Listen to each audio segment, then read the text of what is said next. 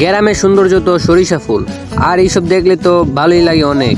ঘোড়াগাড়ি যদি কাজের জন্য হয় তাহলে জিনিসটা আরো অনেক সুন্দর।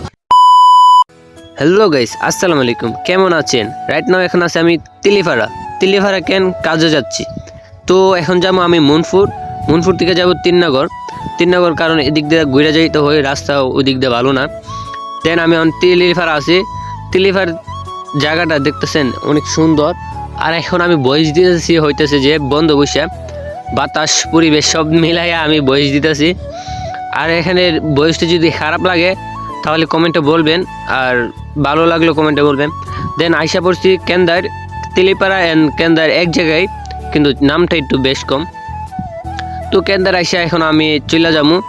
দেন আমাদের বন্ধের ভিউটা দেখছেন, আমাদের কেন্দার শৈলপুর একসাথেই, একই এলাকা ধরতে চাইলে, শুধু গ্রামের নামটা ভিন্ন।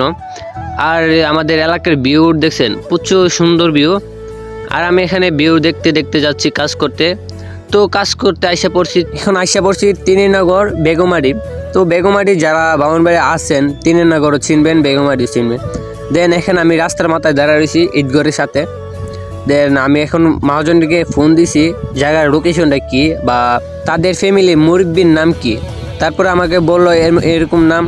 তারপর আইসা পড়ছি, আওয়ার পথে দেখি এক দাদা আমাদের গাছের থেকে কবি ফাইটা নিতেছে। তো ওই তাকে জিজ্ঞেস করলাম এলার নামটা, মানে আমাদের যে বাড়িতে যাবো।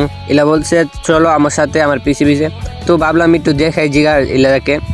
তো আইসা পড়ছি, এখানে আইসা দেখি আমাদের চাচি মানে যে বাড়িতে কাজ করবো এলা কাজ করতেছে, চাইল ঝাড়তেছে। তারপর আমি বললাম তো ফ্রিজটা কোথায় আমাকে দেখান।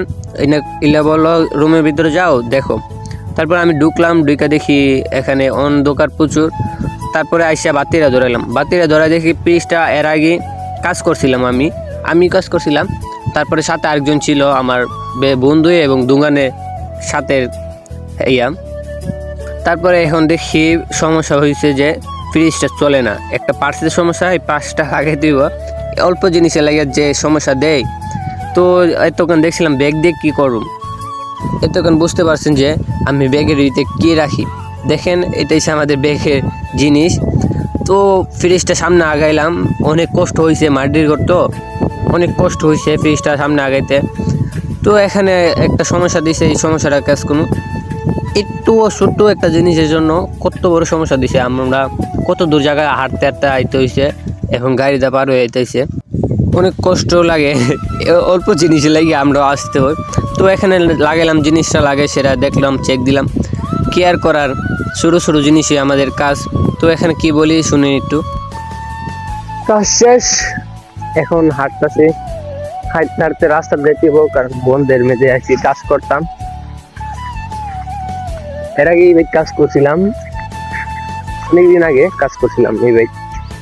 জানি রাস্তা যখন হাঁটতেইব, আর এদিক দিয়ে অনেক কৃষি করতেছে। এই যে কাকি অবস্থা ভালো নি?